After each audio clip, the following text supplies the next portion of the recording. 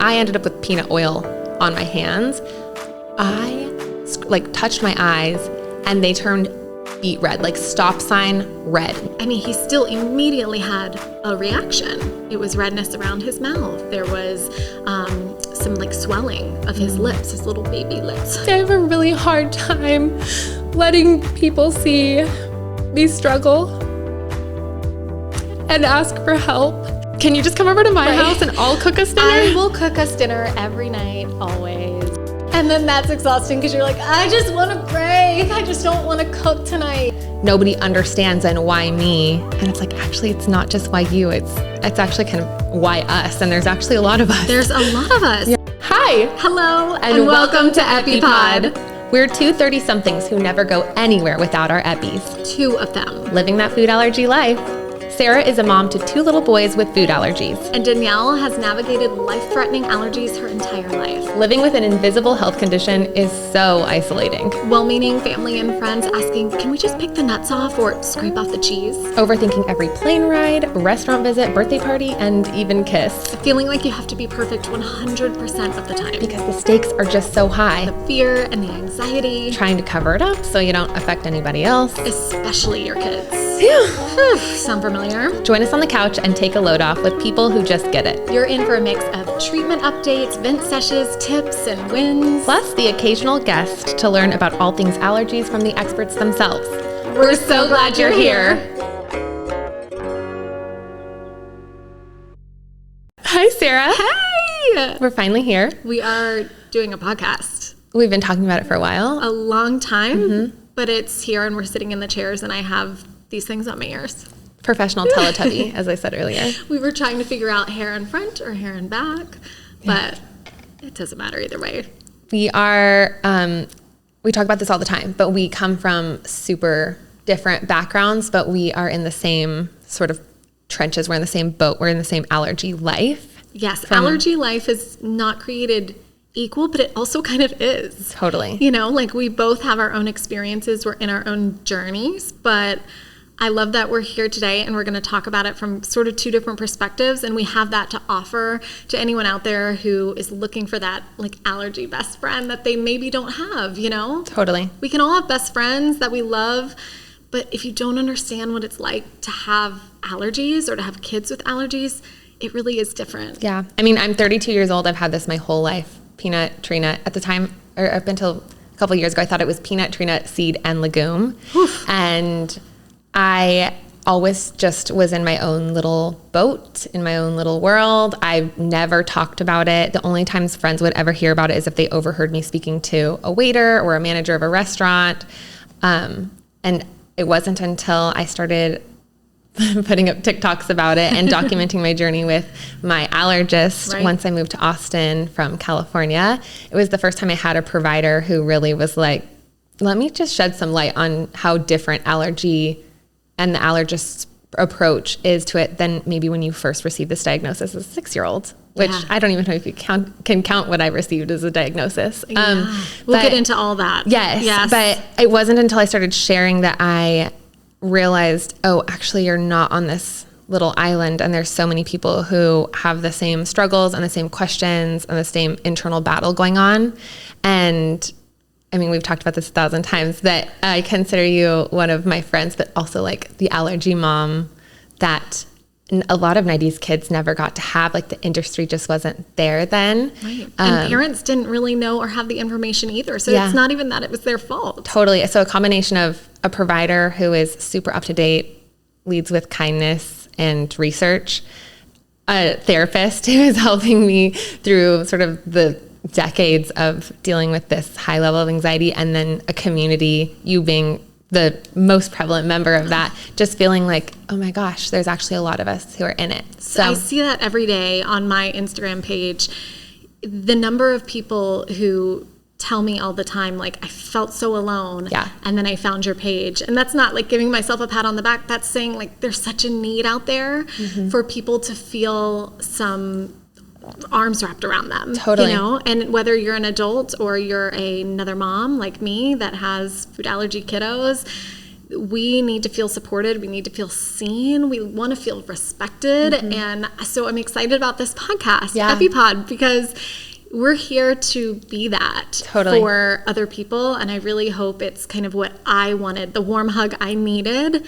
I hope that new allergy parents or people that are struggling in that part of their life, I hope that they get that from this. I do too. And I hope that, there's just a difference between someone who has a lot of empathy and is a great listener and hearing about your experiences and sort of what your worldview is, and someone who has to live that worldview is night and day. And so it wasn't until I met people like you and a couple of others that I talk to pretty much daily online and text that, I don't know, the whole game changed for me. Like, I just stopped feeling like such an enigma and such a loner and dealing with things that just nobody could understand. And also that I was constantly telling myself like, oh, you're being too much, or you're too anxious about this, or maybe this is all valid, what you're feeling, but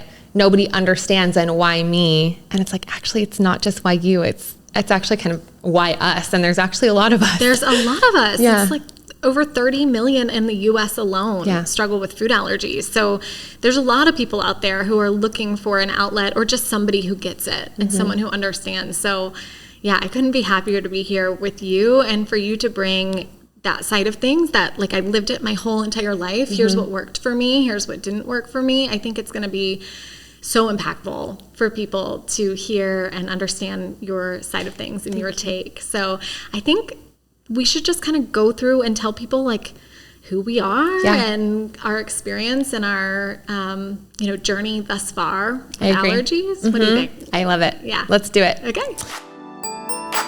Now's a good time to share a little story about a boy named Abraham. He grew up with severe food allergies to eggs, nuts, and more, and his fanny pack carrying his EpiPens became his trademark. His dad and uncle ran a commercial bakery, but he couldn't enjoy anything that they made. So about 10 years ago, they started a new line of treats called Abe's, made in a dedicated facility and free from dairy, egg, peanuts, tree nuts, except for coconut, soy, sesame, and pea protein. And pea protein is a big one now. I think it's really cool that they're calling that out on their labeling. I think a lot of parents are glad to see that. I totally agree. And as a non-parent, I'm glad to see that too, because a lot of allergy-friendly, quote-unquote, brands scare me because they exchange things for like pea protein or whatever. And I'm like, well, that's just as bad. Yes. So I love that this is pea protein free as well. And that they did this for this little boy, for their little boy, you know. And they named it after him. Yes, best dad and uncle ever. Look for Abe's mini muffins, brownies, and cakes in the bakery department of your local grocery store. Woohoo! Sarah, my first sort of dip my toe into the pool of like, wait a minute, you're not alone in this, is when a friend from college whose son at the time was on the like infant toddler line got diagnosed with a lot of very severe food allergies. And I had moved to Austin. It's the first like still pandemic times. I had moved to Austin and completely stopped eating out, which I still kind of am. We're on that journey. I had completely stopped eating out because I just didn't feel as comfortable as I did. I didn't have all the restaurants that I'd been going to for years. I'd lived in California for a decade. Makes sense. And she reached out to me and she was like, hey, I really think you should give this girl a follow. She's about our age and she has 2 little boys with severe food allergies, but they travel, they eat out, they go on all the adventures that I dream of doing with my son one day. I really think you should follow her. And I followed you and I was like, oh my gosh, like this is just like the ounce of bravery that I need. Just seeing somebody else, you kept using the words calculated risks. And it was what I hadn't heard before, because it's either people who are like, oh, this is too scary, too dangerous, or it's people who don't understand the perspective of why it is life-threatening. Right. But just like your perspective was so different. There was no fear in it. There's a lot of fear in it. Yeah, but you didn't lead with fear. You didn't lead with the anxiety that a lot of the allergy pages. I just feel super triggered by following allergy pages. Yeah. And you were one of the only people that I was like, oh my gosh. I had to get off the Facebook pages. Those are the worst. Yeah. I mean, It's people sharing their scary experiences. Yeah. And don't get me wrong, we all have them, right? I mean, that's how my journey started. Yeah. I had a scary experience. And dialing it back, so my oldest is 5.5 going on 6. Well, he'll be 6 pretty soon, actually, in May. And he was about 7 months old. At the time, I had no idea about food allergies. I didn't ever know anybody with a food allergy. I didn't know the latest research. I didn't know when should I give them this food and how often and how much, and should I be worried or waiting or watching? None of it. Totally off my radar. And so I was going to work. I was a news reporter at the time, and literally was dressed, about to like get him in the car seat, go out of the door to work, drop him off at daycare. And I dipped my finger. If you know me, I loved peanut butter. I mean, I lived on it when I was pregnant with him. Wow. And so I dipped my finger in peanut butter because I was like making myself a sandwich. And the teeniest bit, I mean, it was just like the oil from the peanut butter. And because I didn't want him to I was thinking choke. Like I didn't want him to choke on the consistency He's not old enough to eat that. Right. I mean, he's old enough to eat food, but and it was okay to give him that, but not a lot, you know? So that was where my brain was. And then I dip it on, or I put it on his tongue, and truly within seconds, he starts getting blotchy and redness all around. And, I don't think I need a trigger warning for this because obviously he's fine and all was good. In fact, his reaction wasn't crazy severe that first time, which statistics say actually is pretty normal. Like it's the second, the third time that maybe you're exposed to something. But I mean, he still immediately had a reaction. It was redness around his mouth. There was some swelling of his lips, his little baby lips. 7 months old, we're getting bigger. Yeah. But still, Danielle, when I tell you this, I'm being 100% honest with you. I saw what was happening, and I still wasn't worried. It didn't even track that you were like, oh, this could be bad or dangerous. Because it wasn't on my radar. Totally. And why would it be? Right. I mean, nobody in my family has allergy. Again, just totally not in my head, not thinking that way. But my sister, she's a pediatric nurse practitioner. So I'm like, well, I guess I should give her a call. So I give her a call and I say, hey, I did this happened. And she was like, Sarah, he's having an allergic reaction. We need to get some Benadryl. We need to do something about this. You can't bring him to daycare. Yeah. I was still on my way out the door, thinking no big deal. Right. Which is crazy now because if you follow me on Instagram, if you know what our life is, you're constantly monitoring. Yes. And I was just so chill. Yeah. And then imagine. Yeah, imagine. Because now, of course not. If I even saw a red blotch from a new food, I'd be like, totally. Ring the alarm, But then it was just not in my head. So anyway, take him, get him Benadryl. It did go away. It was only the rash, everything kind of went away. And he went to daycare that day. I didn't know about biphasic reactions. We can get into all that business later, but I mean, truly, you're okay, we're good to go. And he was fine. I mean, he was fine.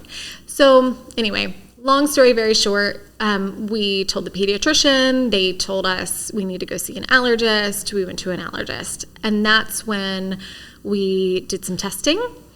And at the time, our allergist recommendation was go ahead and test for the top allergens. But his back was so little that there are 8 now. At the time, there were 8. Now there's 9 top allergens. And so he was like, your back's so little, let's only do 3 at a time or 4 at a time, something like that. So they just so happened to do milk, egg, and tree nuts. Oh my gosh. A couple of the main tree nuts. They all kind of fall into categories. And so all of them, ding, all of them show up. My gosh. Yeah. And so I'm like, oh, and there's more? We have to test later for more? You're like, what do you mean? That was just 3? I know.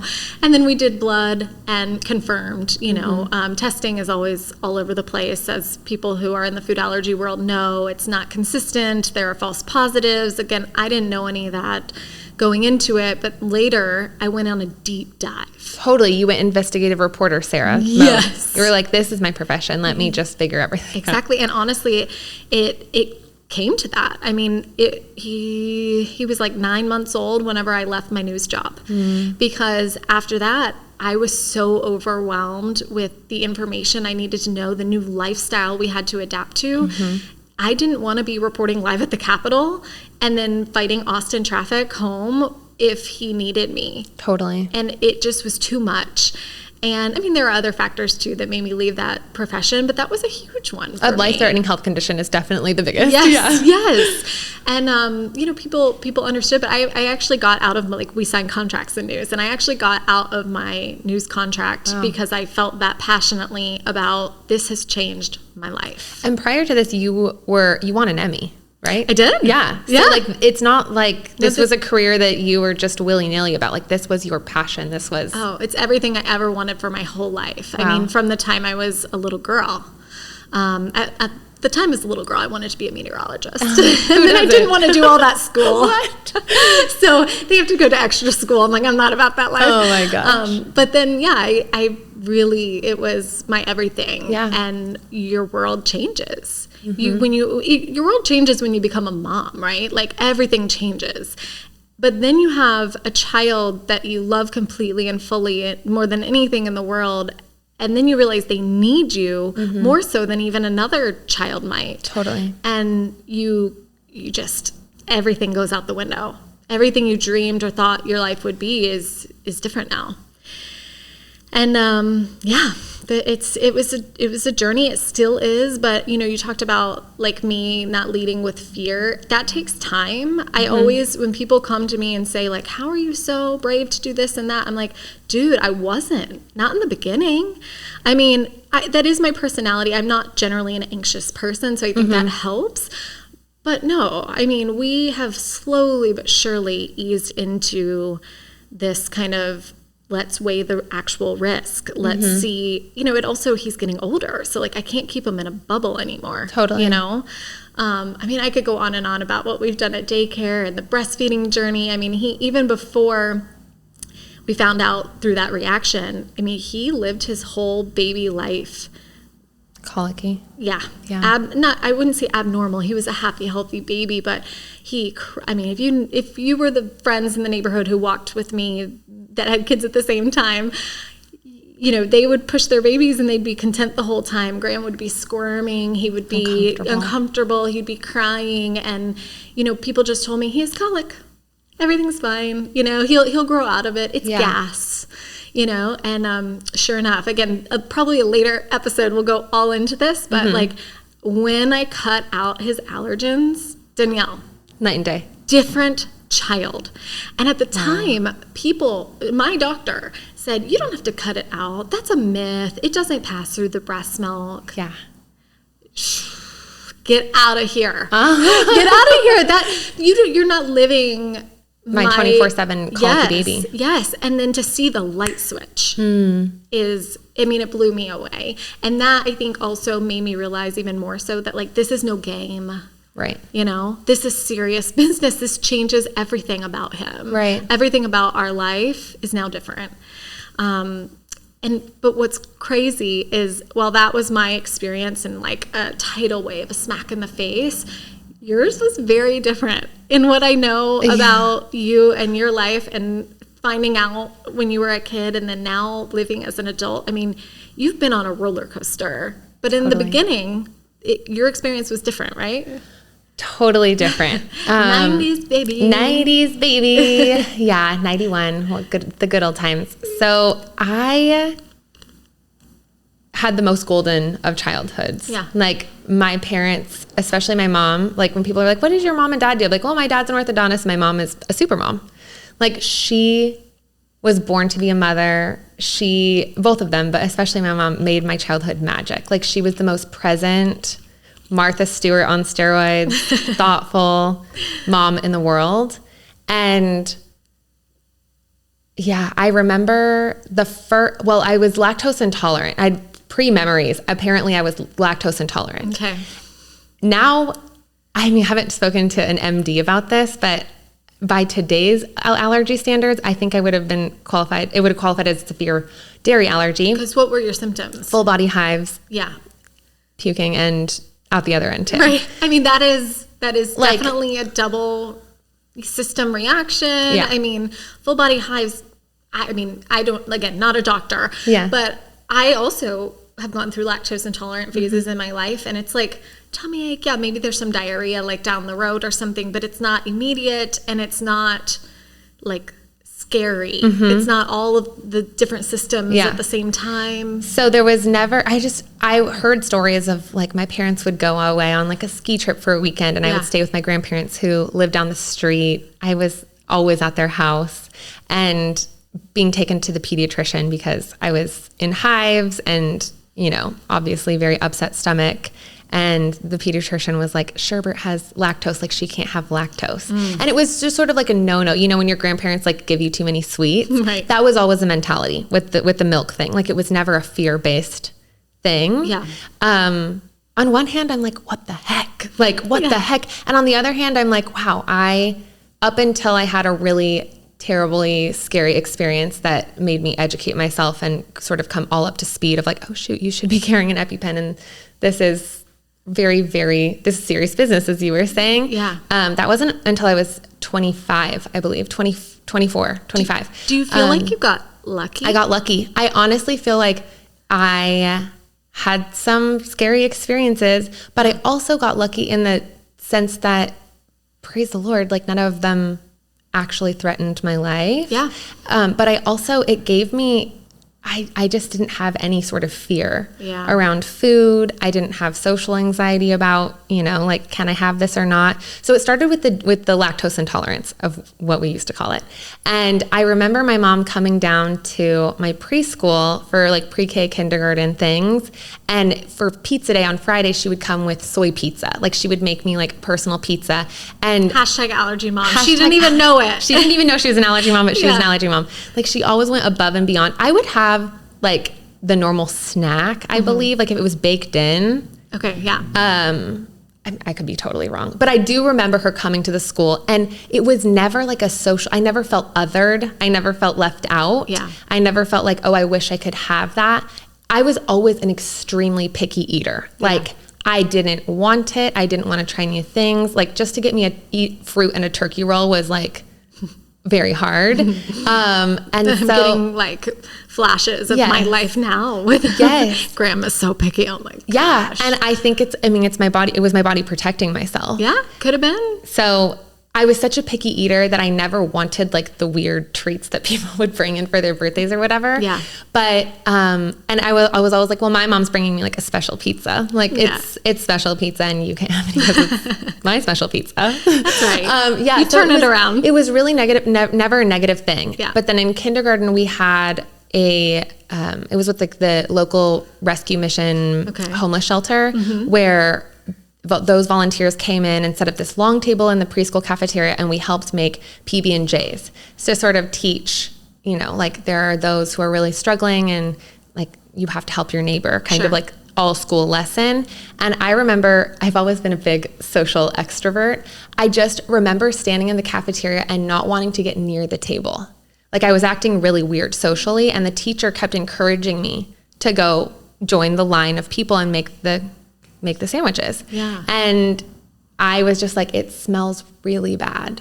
Like it smells really bad. And I was like just being really difficult, which wasn't my norm either. Like I always wanted to be, I was a bit of a mean girl in kindergarten. I'm now very close friends with the girl that I used to torture as a 6-year-old. She reminds me all the time. She's like, remember when you made me chase down that guy and kiss him so otherwise I wouldn't be allowed to your birthday party? I'm like, I was Regina Torres at 6 years old. So you are nothing like that now. God, I hope not. No. So yeah, and that was like one of the first times where I don't remember if I got itchy or what happened, but I remember the teacher telling her like I don't know if I got Hy-Vee. The teacher called out like peanut butter and her are not doing well. I don't think it was much long after that my mom and I were in a mother-daughter fashion show for like a local boutique. And again, same cafeteria. It was at the preschool, and it was like her junior league thing. Okay. And she was wearing a gown and I was wearing like a flower girl dress or something. And I remember asking her, could I have a cookie? And she said, no, like these aren't our clothes. Like you have to wait till afterwards. And we were in line to walk the runway. Okay. And me being me, I was like, I'm going to have the cookie. I eat the cookie, and I told her my throat feels really small. Like I felt like, I said like it feels like a straw. I remember like it's really small. And she was like, are you okay? Like, do we need to go to the doctor right now? Yeah. And I remember we went to the doctor and he basically was like, okay, she obviously is this. And the last one, she has a peanut allergy. Like, keep her away from peanuts. And that was it. That was it. That was it. Take a Benadryl if you need to.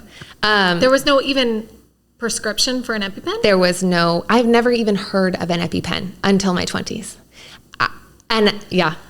There was no blood test, no scratch test, no anything other than just like, and if something happens, like if she has some, give her Benadryl. Yeah. And I mean, they do say history is the best actual, like, indication that you have an allergy, right? Like if you've eaten it and you have a reaction, then you have an allergy versus like the skin test, the blood test, but also like those are all markers that we need to form the puzzle of the diagnosis or like to help the person better enter back into society and be safe. But you didn't have any of that. I didn't have any of it. I can speak on so many different instances that are like flashing through my mind right now. But so I'm an only child. Yeah. And I'm really good at entertaining myself. So I had this playroom and I remember having this big basket of like Halloween candy. My parents never checked my Halloween candy other than for like glass or, you know, like the weird, like whatever. But they weren't like, I watch your videos about like teaching Graham and Ethan, like these ones are okay and these ones are not okay. You can trade this for a toy.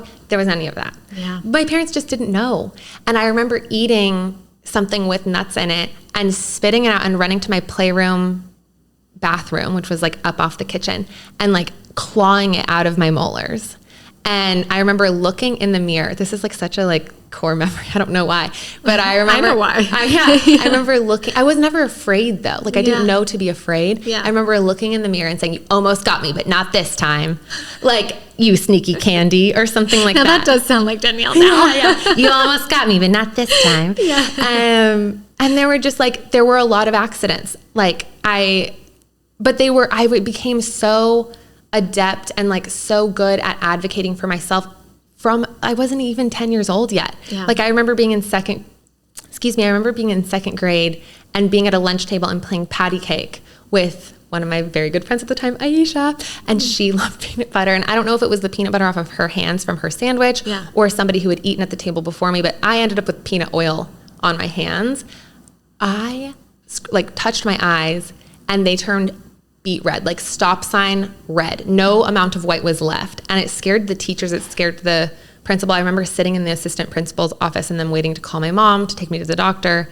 Again, no fear, no like nurse, no medication. Right. I went to summer camps. I had accidents at summer camps. I remember being drugged behind a boat in a floaty, and they would take marshmallows and dip them in peanut butter and throw them at you so that it would stick to you and you could like eat it while you were on the back of the boat. Imagine anyone doing that now? No. Oh my gosh. And I remember like waving my hand saying like, no, I'm allergic. And they thought, of course, they're like, oh, she wants one. Stuck to my neck, huge hive. I'm out in the middle of a lake in the middle of nowhere, Texas.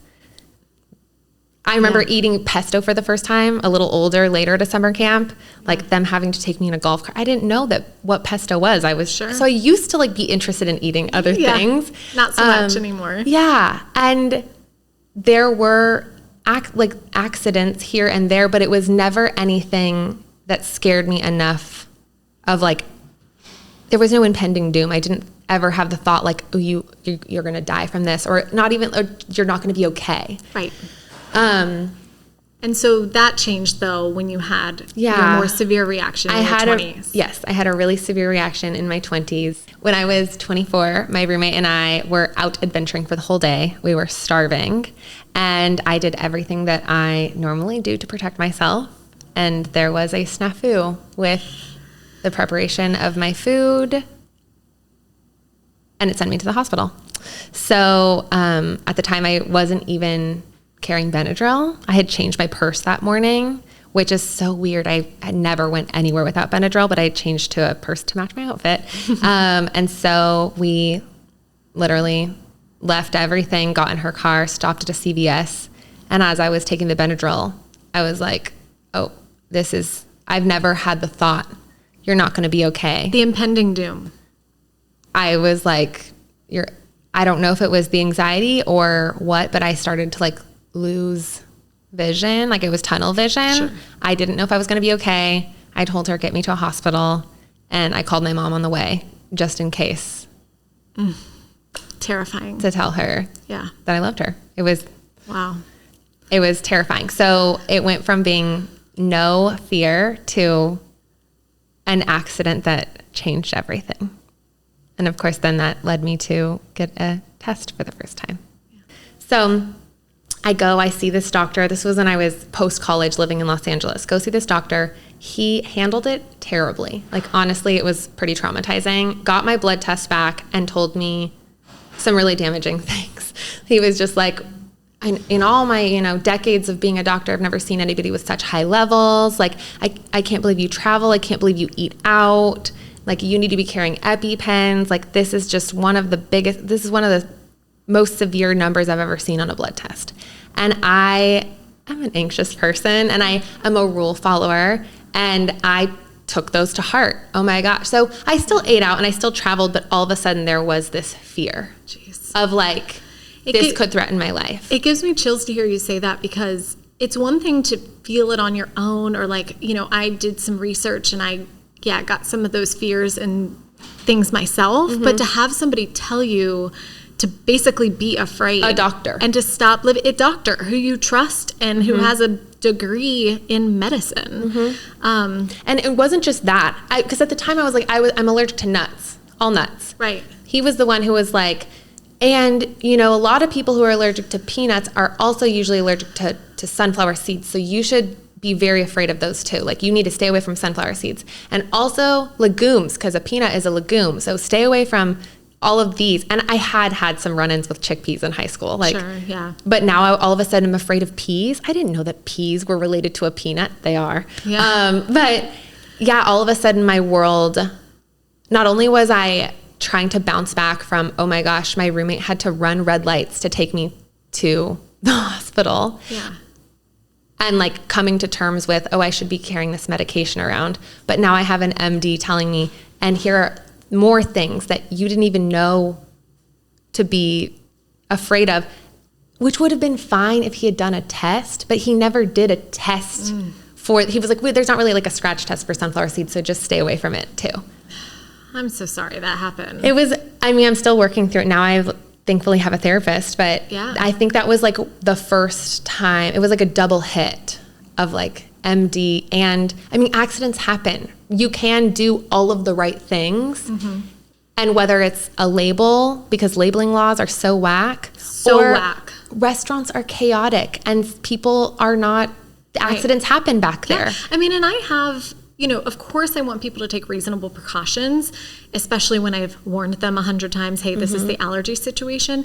But also, like, I'm a reasonable human being. Humans are humans. Understand that, yes, humans are humans, and like, they've got 100 other people in this restaurant right now that they're trying to take care of as well. And so I don't feel like I'm ever unrealistic in my expectations, but I do think there's a long way to go in terms of like the service industry and what they do or how they feel about food allergies, and what we actually deserve as food allergy families. Well, just like in having this for 3 decades, like I have already seen a really big shift in the service industry. And I think it's because people, when I was young, just thought of you can pick it off, or they don't know that it could be life-threatening. Right. Now you have, your baristas Gen Z, and they grew up in a class where 3 kids had a peanut allergy and 2 had an egg allergy. Yeah. So they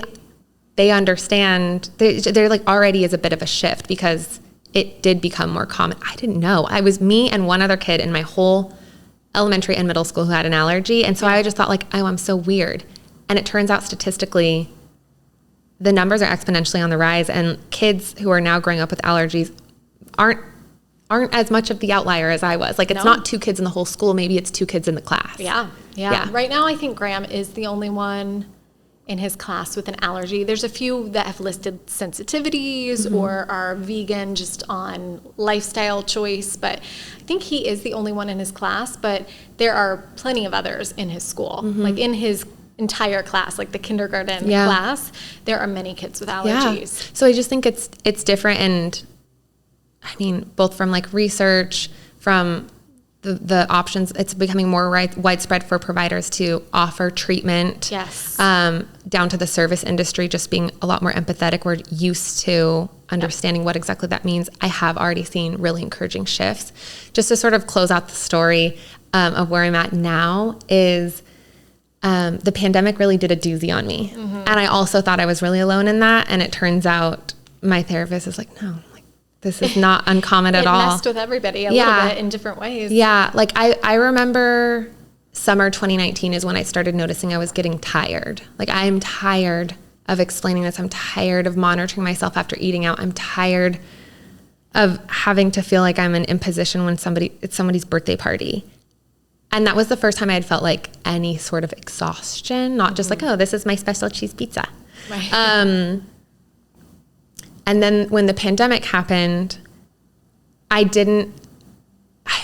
ordering via an app is just not something I ever would feel comfortable doing. Me either. Would only ever eat food that I had spoken to a manager or the chef about. Mm-hmm. So the fact that now it's passing multiple hands and I'm already thinking well, what if they had something from a Thai restaurant that had a peanut sauce and it got on the bag and now it's in my home, and what if it made its way into my food?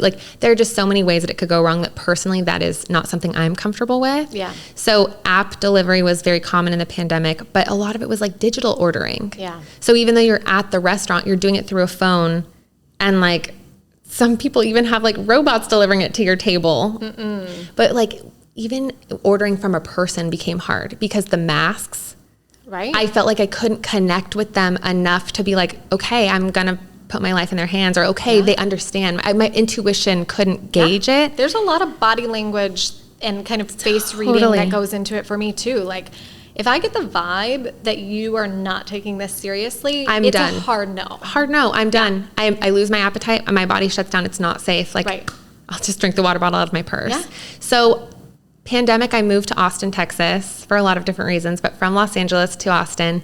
And so it was a whole bunch of restaurants that I had never been to before. Mm-hmm. And I didn't realize that living in, LA is one of the biggest cities in the world, but right. I lived in this very small beach community and I worked at a local lifestyle magazine in the event space. And so I personally knew a lot of the restaurant owners, a lot of the chefs, a lot of the managers. So I took for granted that when I walked in the door, they're like, oh, hey, Danielle, same order, no nuts. Yeah. And I'm perfect. I just got used to that. And also, you were comfortable. Yes. The culture in LA, everybody's got something, right. Whether it's an allergy or gluten-free or whatever. Yeah. So it was just a lot easier to order then. So then you add the pandemic on it. I basically don't eat out anymore. And I used to eat out all the time. Yeah. So it's something that I'm working through. But yeah, I wanted to shine a light on the pandemic because I felt oh, wow, you really let that get the best of you. And your world got even smaller then because you couldn't handle,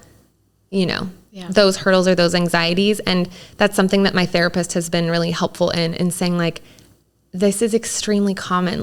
Nothing got the best of you. A lot of people with severe food allergies, the pandemic was a before and after event for them. Yeah. I think that makes a lot of sense. Yeah. And your therapist is trained, so of course she's right, but she's right, So it affected everybody in different ways, but everything you just said, I'm makes sense. So that's why when my friend sent me your page, she was like, I really think you need to follow this woman. She's really researched and she's really kind and there's not fear mongering, and she lives in your city. Yay! And cut to, and then we got wine. And then we got wine.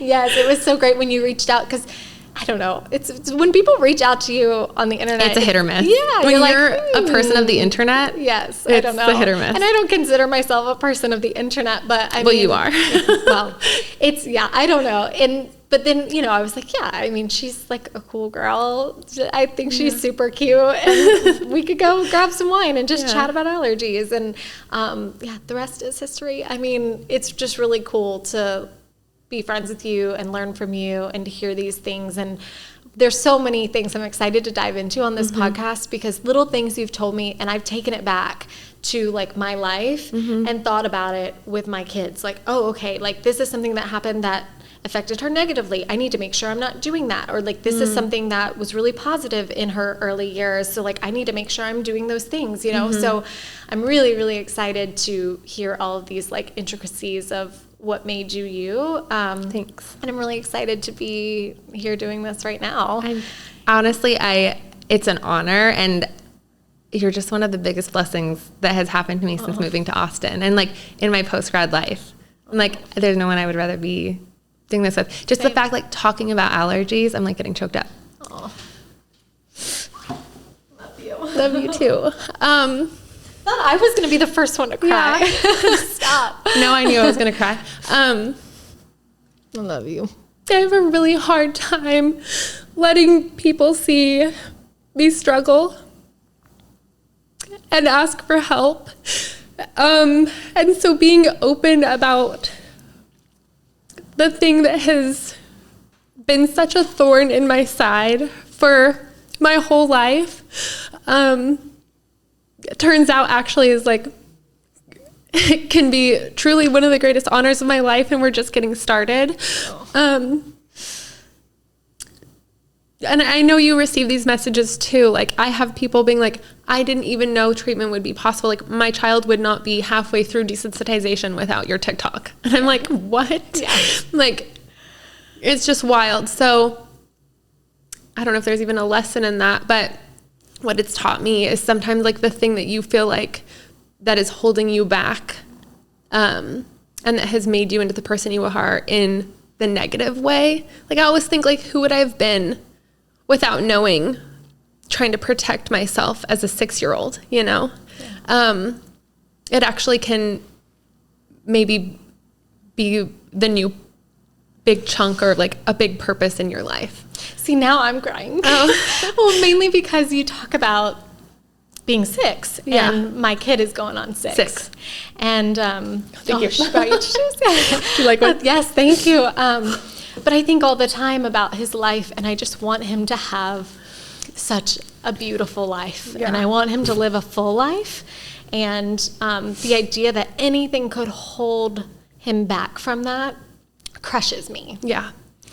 And it did shape you, sure. You have had some bumps in the road, but you are so amazing, and that's what gives me hope. Thanks. Yeah. Yeah, I feel like that's something that I tell to food allergy parents all the time, is like, your child will have a different reality. Like, you do live with a certain amount of caution, and you do live with a constant tug of war in your brain of like, how do I live a big, beautiful, bold, free life, but also take good care of myself and realize that I have things that other people don't ever even know exist to think about. Yeah. It's the invisible burden. Totally. But they will have a big, beautiful, free life. Like, I went to summer camp. I went to college. I've kissed one too many frogs. You know, like, it has never stopped me. I've visited, you know, been on safari with my parents in Africa, and, you know, done all of the wild things that college kids probably, like, I'd call my dad and be like, guess what? And he's like, don't tell me these things. Earmuffs. Yeah. I'm like, guess what we just did in Vegas? And he's like, shut up. Yeah. Like, it's totally possible. Yeah. And like, granted, a lot of those bold things that parents worry about, like, I didn't live with the food anxiety. I didn't even know my own reality until after a lot of those things had happened. Yeah. But that's sort of like my own self-talk. I'm like, you used to do those things. Like, we can find our way back. Yeah. And you talked about treatment. I feel like that's an entire other episode. Oh, so we shouldn't go totally down that road. We really are just the tip of the like ice crystal on the tip of the iceberg is where we're at, you guys. That's right. But let's briefly just tell anyone who's listening. Tell me about, I'm constantly like obsessed with TIPS program. It's just so unique. It is unique, and also it's a lot, and it's exhausting. Totally. Oh my gosh. But TIPS stands for Tolerance Induction Program. We are enrolled at it used to be called the Southern California Food Allergy Institute, but they've rebranded. They are just the Food Allergy Institute, which is actually really cool because it means that they're not just going to be in SoCal anymore. Oh my gosh. They're trying to expand. So, which is great because it'll bring the treatment to more people. But essentially, I mean, a lot of people have heard of OIT, oral immunotherapy. It's very similar, but also very different in that, you know, eventually you are trying to retrain your body to no longer react to these food proteins that you're allergic to. The difference with TIP is that they kind of start the patient with foods that are biosimilar. Mm-hmm. So I think of it as like the distant cousin to the peanut or to milk. And they kind of let your body get used to that in kind of increasing doses over a long periods of time. And then they introduce the allergen and again, microdose and work your way up. But essentially, we have to have like a big laundry list of maintenance foods that he's since passed already and is free to eat for the most part, that he has to continue in his diet in the mornings. Mm-hmm. And then in the evenings, we have several dosing foods or treatment foods, and those are foods that he's working on now by like these kind of increasing amounts. And then the goal is that he will have, they call it, kind of their slogan is food freedom.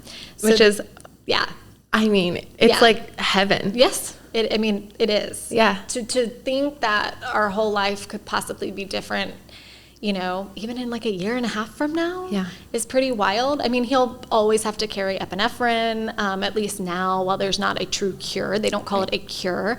But it is some freedom for us. For real. So I'm holding on to hope that this treatment program will work for him. It's very complicated. There's a lot of kind of different things about it, but yeah, I hope that he's like digging into a PB&J and like slurping down a sundae, or I don't know, what do you call it? Milkshake. That's right. I'm like, what is wrong with my brain? You haven't had one in so long. I have not had a milkshake, and I cannot tell you how long. But yeah, I mean that's the dream, right? That he can have pizza Fridays with his friends, that when our neighbor invites us to, hey, you want to come with us to this restaurant? We don't even have to think twice. Sure, yeah, that sounds like a blast. Let's go. We'd love to. I mean, that's not at all our reality now. So that is what we're like busting our butts for, is that freedom. You know, it's like, I could care less about a freaking peanut. That, you know, it's that I want the freedom of not having to check every label. I want the freedom to be able to go with our friends wherever they're going and not stress out about it. Every little invisible thing. Yeah. People think food allergies is just like, oh, well, you just don't eat it. Yeah. And it's like, no. Okay, we walked in here and we were checking the ingredients of the candles. Danielle, like, she's like, I thought, you know what's funny is like, I was You immediately knew what I was doing? No, that's the thing. Like, I was like, oh, she must love the smell, because I loved the smell. Uh-huh. But then you were looking underneath it. That one I knew was Anthropology, because I have that one. Yeah. And I was like, oh, wait a minute. Because I remembered also the candle incident that you had. Yeah. Like, it's anything in your environment. Right. So it can be, lotions, perfume. I take my dog to the vet. They take him to the back to give him a vaccine. What are they giving him? Peanut butter. They don't. His file is bright red because it says owner allergic to peanut butter. I just went silent. I'm like, you still allow that to happen, Danielle? No, please don't do that. It's literally everything. Yeah. It's everything. Or like, God, people trying to, they know you've had a rough week and they're like, let me come over. Let me make like us a big delicious soup and we can just catch up. And I know no nuts. And I'm like, but you don't know how to read a label, and you don't know how wacky the label laws are, and you don't know that if your boyfriend made a PB and PB2 in his workout smoothie and then it touched the sponge, and then that's what you used on the spatula and there was still a little bit left, like, can you just come over to my house and I'll cook us dinner? I will cook us dinner every night, always. Just like I cook myself. Yes. And then that's exhausting because you're like, I just want a break. I just don't want to cook tonight. Like, can I just not cook tonight? Ask me why I eat scrambled eggs for dinner so many nights. I don't have to ask you. I know why you eat scrambled eggs every night for dinner. But so I have Graham in TIP. Ethan also has food allergies, just sunflower seeds. We do not have him in a program yet. He's my younger son. 3 years old. He's the one who's always going to the camera. He's a hard rocker. He's hilarious. When he's rocking out to Metallica on the way home from pre-K, I'm like, oh my gosh, I cannot wait for his teenage years. Seriously, these kids, they just all have such different personalities. Yeah. And it's really fun to watch them like grow up and just be them. But yes, he's my hard rocker. But you are, as an adult, in OIT at an allergist office here. So we have to travel every freaking 10 to 12 weeks to California, Yeah. which is, I mean, it could be a worse place, right? California. Oh my gosh. Beautiful. You're like on the beach in between appointments. Yes, but it's still like expensive. Totally. So, but you are here local. Yes. And doing OIT. So give us the brief Yeah, rundown. I'll give you the rundown. I never intended to be in treatment. Because I never knew it would be possible for me. TIP is an example. Like a lot of providers cap it at an age. Yeah. It's higher risk with the older you get. Different factors. Yes. So a lot of providers I was told by people like, this is not possible for you. Yeah. I go to Aspire Allergy. They have clinics in several states across the US, Texas being one of them. And one of their providers is Dr. Stacy Silvers. I see him weekly and message him on Spruce more than weekly. I'm always being like, now what do I do? But yeah, he just totally changed the game for me. And he also opened up at least I don't even know if I'm going to keep doing OIT for my whole life. Like it is a lifelong commitment. Yours isn't. Right. I mean, it is, but in a lesser way. Right. Again, we'll get into it later. Yes. But I mean, my hope is that he has to eat, some peanuts once every couple of weeks just to maintain his tolerance, not to have to eat it every day and be this in a rest period. Yeah, the ball and chain effect. Like I did not want that for him. So I'm struggling through that right now. Yes. But the opportunity to just try. Yeah. To see, is this something that I want for this lifestyle? Just being given the choice was everything to me. Yeah. But yeah, You're just doing peanut. Well, I'm allergic to peanuts and tree nuts. Right. So if peanut worked out for me and I made the decision of like, okay, this is my new lifestyle for the rest of my life. Oh gosh.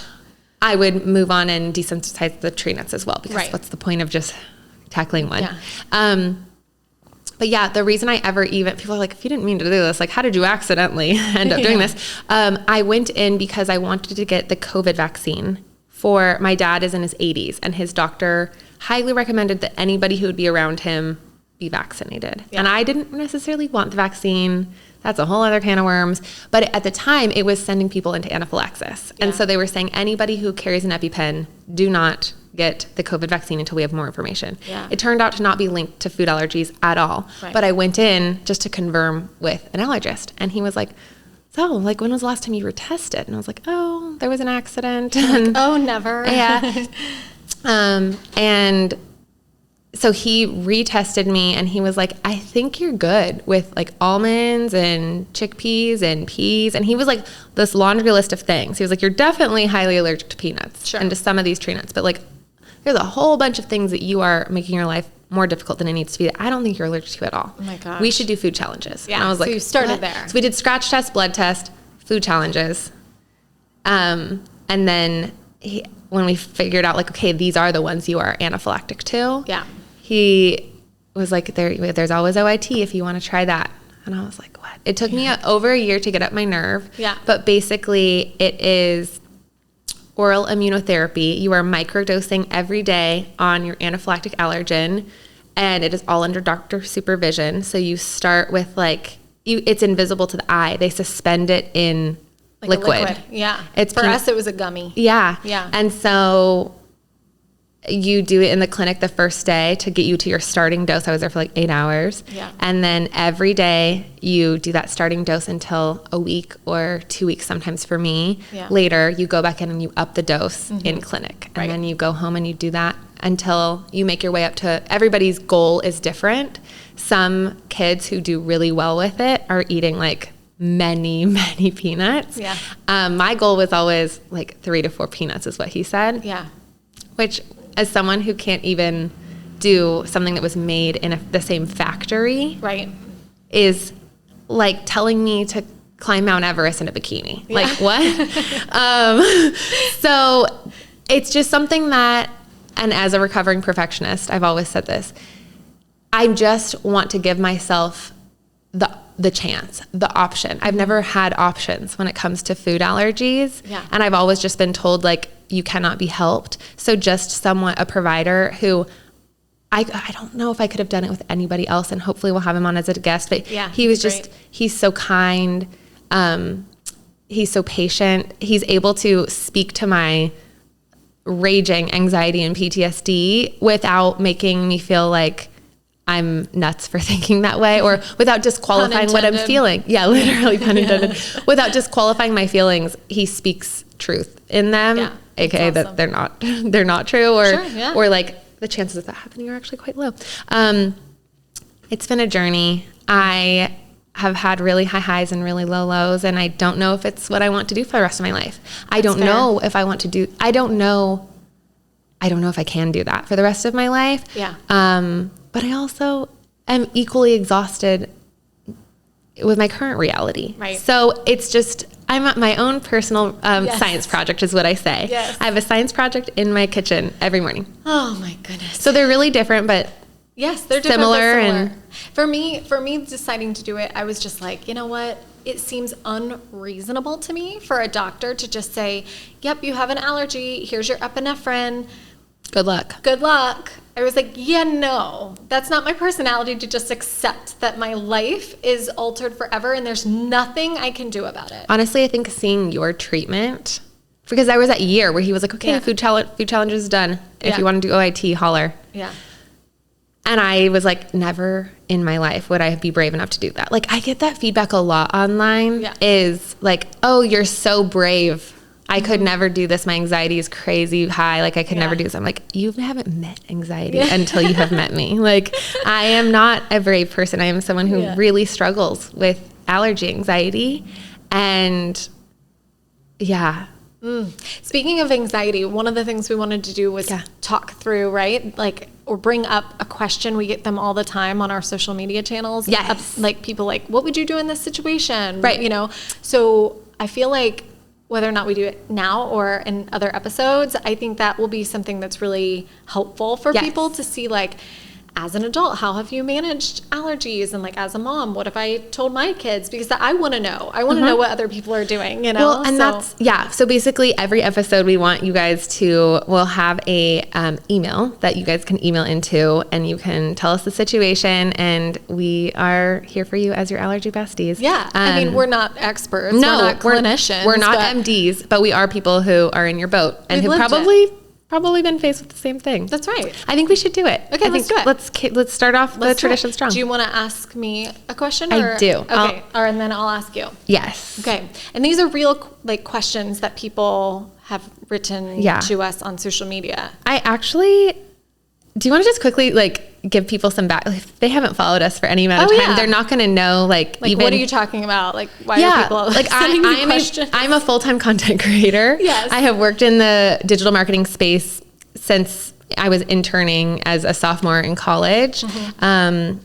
And I worked for an ad agency that specified in content creation. And then I was like, what if I just had my own clients? So I've been out on my own and self-employed as a consultant in social media marketing specifically, and content creation specifically, since late 2019.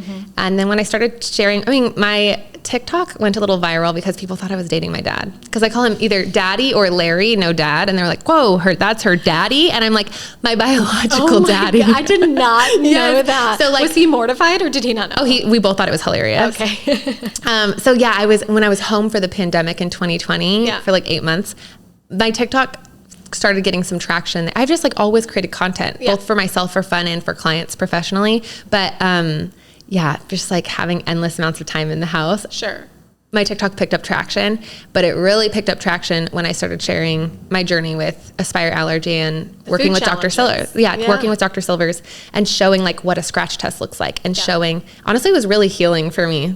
My inner child of being this is what you would have been offered. This is what kids today are offered. Yeah. And showing that to people to be don't accept, because there are some parts of the country where providers just are they're still in the good luck, here's a Benadryl mode. So just being able to shed light on gosh, if I could go back to 1996 or whatever it was when I was in kindergarten. Yeah. This is what is possible for you if you find the right place and the right MD. Yeah. I'm a full-time content creator, both working with brands as a consultant and in my daily content as a dog mom. Yeah. Single girly whirly in Austin, Texas. You're so good at it. Thanks. Yeah, I love watching her videos and living vicariously through you. I will say, my allergy content is not really always up to date. Yours is like very day to day. Like what happened yesterday is what's on your page. Mm-hmm. Being the person with the allergy, I have a boundary with myself that when it comes to the internet, I only speak out. Like there's like a hard line of like, this is what's okay for everybody to have access to, and this is not okay. Yeah. And then a boundary on further in of like, okay, I am okay sharing my allergy journey. I'm happy to share that. But my boundary there is I always speak out of scars, never wounds. Yeah. I don't want to bleed all over the internet. I don't want to fearmonger. I don't want to pass my anxieties on to other people. Yeah. And I also don't want to let other people's anxieties affect more than the news already does, affect my treatment, affect my mental health. Yeah. Affect my work with both my allergist and my therapist. So I haven't posted about allergies in actually like a couple of weeks because I'm just like not in a place to give the real time. Yeah. Whereas that's exactly what my page is like the real time every day. And it's almost like my diary. Mm-hmm. So yeah, I have an Instagram page and I started it, I don't know, like 2.5 years ago. Mm-hmm. And it is not my full-time. I have a full-time corporate marketing job. But it should be your full-time job because you are so incredible at it. And you also you hold space. I've never used that word before. Whenever I hear people say that, I'm like, huh? What sort of Enya university did you go to? But you hold space for people who are living your reality. And you have such a beautiful way of documenting it without it being scary. Yeah, I mean, like you said, I don't ever want to pass anxiety on to anybody else, but I also do like sharing what's in my head because I think that's like a lot of times people think that they're going crazy because they're like, I have this fear or I'm thinking through this loop that can't stop. And I'm like, no, that's not crazy. Like that's normal. That's being an allergy mom. Yeah, so I like to share that. So yeah, I've kind of happened into the creation, food allergy, Instagram video space. Obviously my background is, journalism and all of that. So it's familiar in that way, but it is not something I intended to like build an audience of followers or anything like that. I think at the end of the day, the way that I think about it is we're storytellers. Yeah. And like it goes off in different tentacles. Like I had my ad agency girly days. You were an investigative reporter. Then you became a digital marketer for a corporate company. Then I started to be an entrepreneur in the content space. Yeah. Then I became a TikTok girly. Then you created content. Now we're in our podcast. At the end of the day, we're storytellers. Yeah. I love that. Yeah. So yeah, I get questions all the time. Yes. I'm like, how would you handle this? What would you do here? Oh my gosh, bombarded. Yes. And lots of like pleasant messages. There's also some mean people out there. Bananas. But that we're not going to focus on that. No. So yeah, let's do 1 or 2 of those. Yes, yeah? We will always do this. So if you have a question, yes, it's EpiPodPodcast at gmail.com. You can email in your situation and again, we'll give you our take. Yeah, we are never going to give an MD take because we're not them, but no. Gosh, thank goodness. Oh my gosh, for real. I have too much anxiety for that. Yeah. Okay. Okay, Sarah, how do you respond to those who don't take your child's allergies seriously? I have wonderful friends who have helped me to build up the confidence to advocate for my kids. When we are at the park, they talk to others and have encouraged me to speak up about it. Most folks we talk to are so very kind, happily pick up food and wipe down their kids' hands. However, I had a woman go off on me today, telling me that I am selfish and couldn't believe that I would ask such a thing. She then refused to take any action to wipe her granddaughter's hands. I lost it and got very emotional. Just looking for advice on how to approach those who are so unkind and mean. Been there, sadly, unfortunately. Okay, so here's what I have done. So this is not like what I would do. This is what I have done. Okay. We said something similar earlier, but I'm really big on like, I cannot change somebody. Right. And like their opinion on a matter, right? Like they've lived their whole life, had their own experiences, they're going through their own dramas. So like most people think they're being reasonable. So that lady was probably thinking like, she's reasonable that she wouldn't wipe her daughter's hands. Like this is her own personal liberty not to wash her hands. You know, how dare this other person ask like to wipe the hands of my child or my granddaughter or whoever it was, right? So like in her brain, that woman's brain, she was not being nasty and mean, she was being right. Right. So I always try to remember that. And you are such a bigger person than I am. I'd be like, how dare you? Yeah. No, because here's the thing. Doing that, though, you're right. I want to. Totally. For sure. But here's the thing with that is if you do that, you're doing two things. You're riling her up. You have not changed her mind. You've just pissed her off. Totally. So that's number one. Number two, I don't want my child to see me get like that. Because then that's how they're going to handle themselves as their future advocate. Yes. Yeah. And so generally in that situation, first of all, I don't ever ask anybody not to eat food at a playground. What I do is only if they're eating it on the play equipment, I do ask the child or the mom, like, hey, like we have, serious food allergies on contact. Like, is there any way that y'all can just finish the snack over here? And most times people, even if they kind of roll their eyes, like they'll say, okay, and they'll do that. As far as wiping hands, I probably still don't ask people to wipe their hands unless, if it's my controlled environment, sure. But they're in your backyard. Yes. But a playground, whatever. No. I would only if they're like dripping with ice cream, or like the peanuts are crumbling from their mouth. Like anxiety. Then I might, But then I might do it. Yeah. Otherwise, I generally wouldn't. That said, if somebody has, and again, this is a similar situation has happened to us. What I did in that situation is I pretty much ignored the lady. Like once I got the vibe, like she said, like, I will not do that. We don't have, I don't know what the words were. Right. I literally turned my back from the woman, because my child was right there. Graham was right there. And I said, Graham, this lady doesn't want to help us. She doesn't want to help you be safe at the park. So we have to take it upon ourselves to be safe now. And I took him, I said, let's play over here on the swings for a little while because it's not safe here. This lady isn't interested in helping us. I didn't say it mean. Yeah. But I said it loud enough. Yeah. So that she could hear it and so that my son could hear me advocating for him in a kind way, but also holding a boundary with safety. And we walked over to the play set and, I don't know if that woman changed. I don't know if it made her mad or if it made her think twice about it later that night. And honestly, I don't care. It's not your responsibility. No, but I do know that I felt good about how I handled it for my child.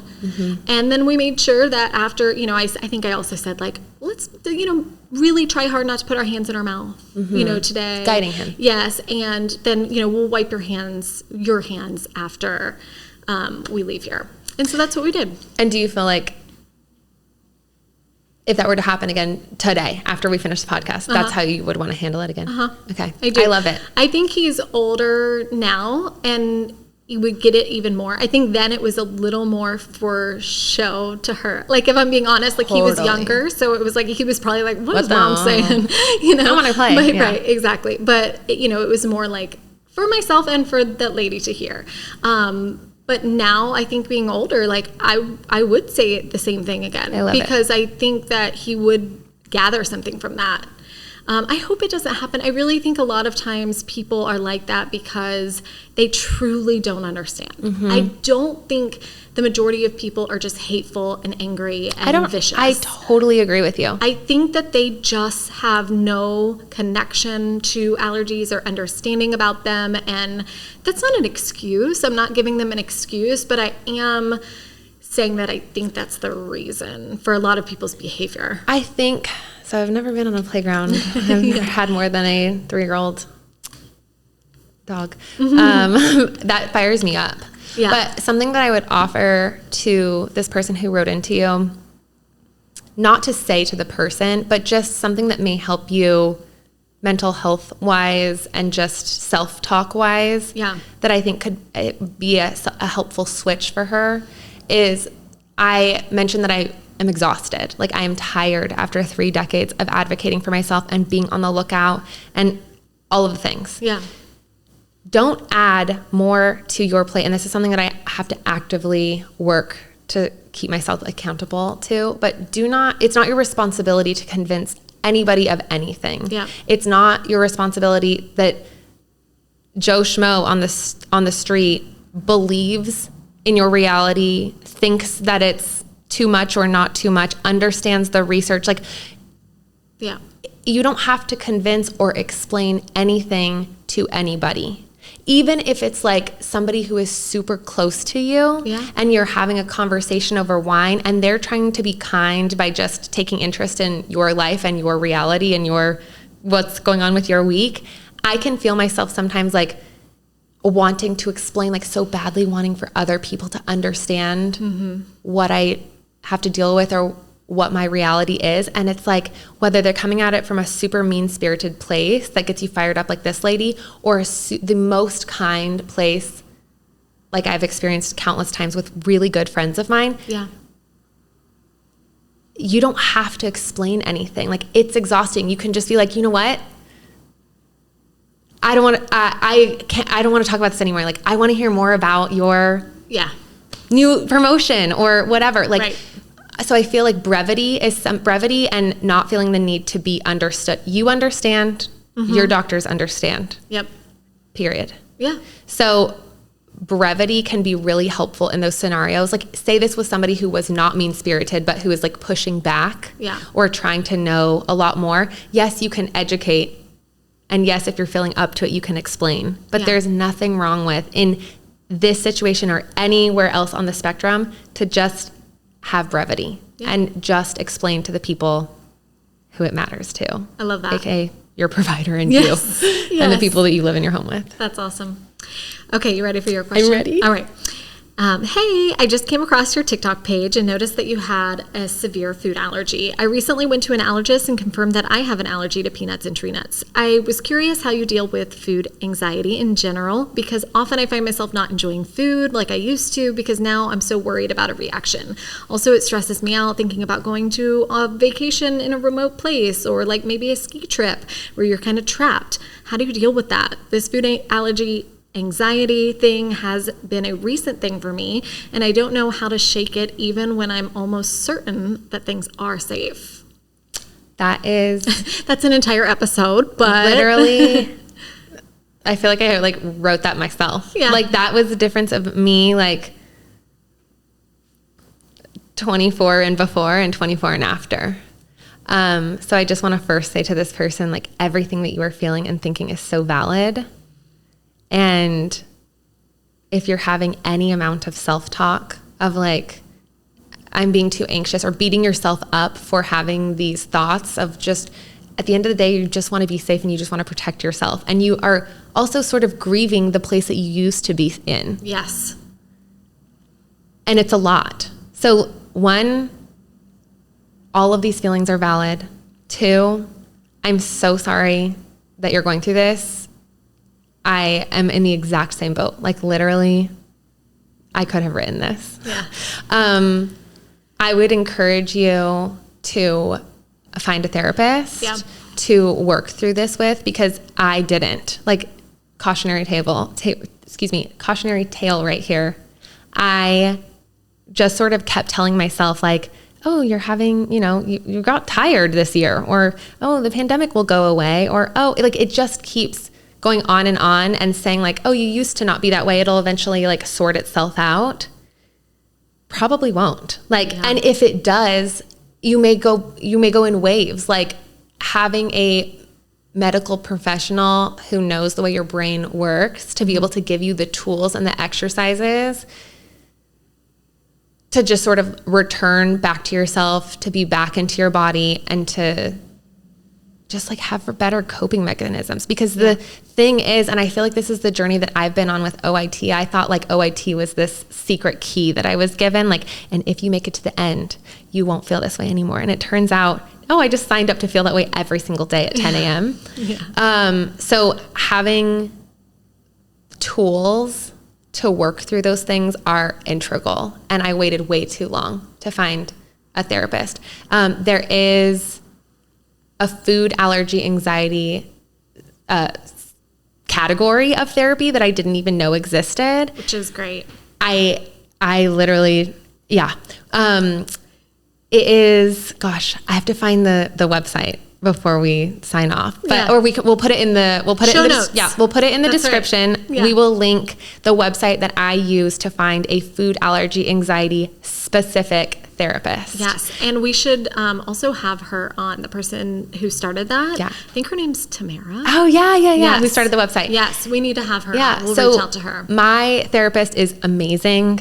Her child went through OIT, so I literally cried after our first session, after the call was over, because I was like, oh my God, like I didn't have to explain a thing. Yeah. She knows what OIT is. She knows when an OIT dose goes badly. She knows what it's like to do everything right and an accident to still happen. Yeah. I'm not having to validate anything. That's so refreshing. And she also knows my allergist. She knows Dr. Silvers. That's so great. sometimes she'll be like, this is what I want you to ask Dr. Silvers. Or like, this is like, do you, me and Dr. Silvers need to get on a call together because you keep having this hurdle. So yeah, I would just really encourage you to, get the right resources and don't beat yourself up. Yeah. What about you? It's okay.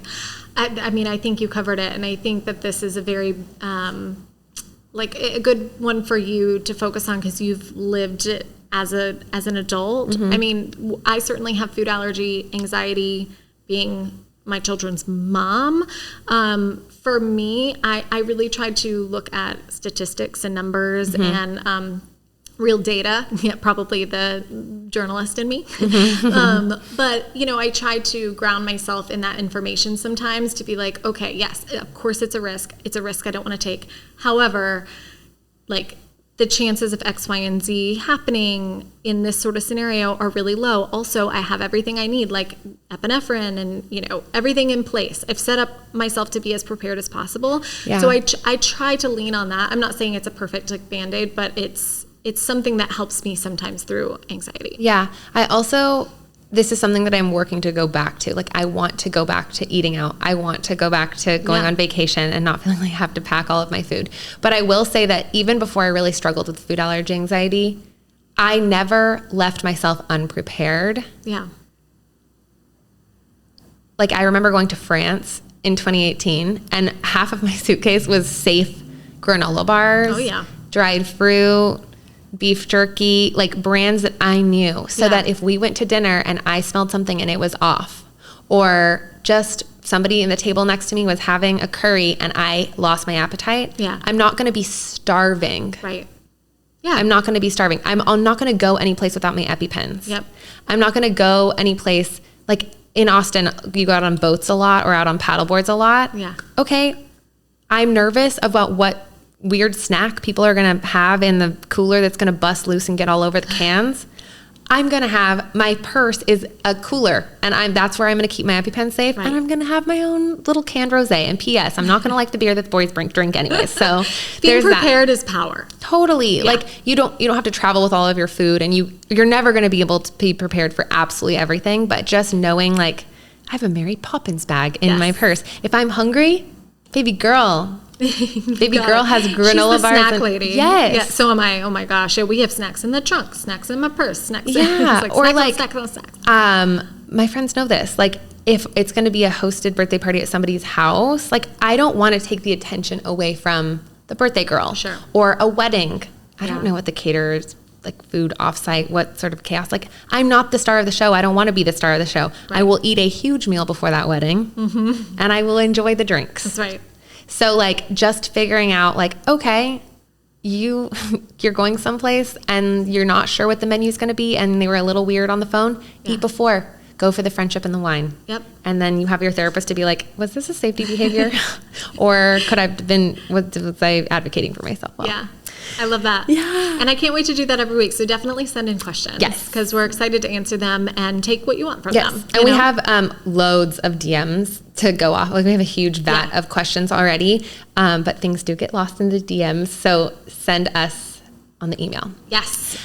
Okay. So this was so fun already. I know. I could talk for hours, but I feel like we should wrap it up. I do too. Yeah. And let's go get some wine. You read my mind. It's not even 1 p.m. It doesn't matter. It doesn't matter. It does not matter. Not when you're doing a podcast with your friend about food allergies and trying to, make a difference in the world if we can. I don't know. move the needle Can we and do that? be an advocate? I don't know. We're trying at least, right? Yes. That's the best we can do. And next week, Yes. we're gonna, I don't know, go for a big one. Should we talk about travel, like air travel, maybe specifically? I know I get that question all the time. Yes. Yeah. Okay, so we're talking things like, how do you do it successfully? What do we bring with us? How do we wipe the area? I mean, we could go on. Honestly, like how you talk to the people around you. Yes. Like oh my gosh, I've had bad responses and good responses. And honestly, I have like found a pretty foolproof way of like how to get a good response. Yeah. Like they have to be pretty mean-spirited to respond poorly. We've also had a close call. Really? Yeah. So let's go down that road. I'm so excited to talk about this. Me too. And I mean, just in this episode alone, I'm like making mental notes like, oh, okay, episode. Because again, we could talk for hours, but also like, I think it's important to nail down and like drill into certain topics because I mean, people are going through different phases in their life, you know? Absolutely. So I love that. I think something that we learned is you guys have to leave a review. If you listened to this, you have to leave us a review. Apparently, algorithmically, the gods of the podcast. That's right.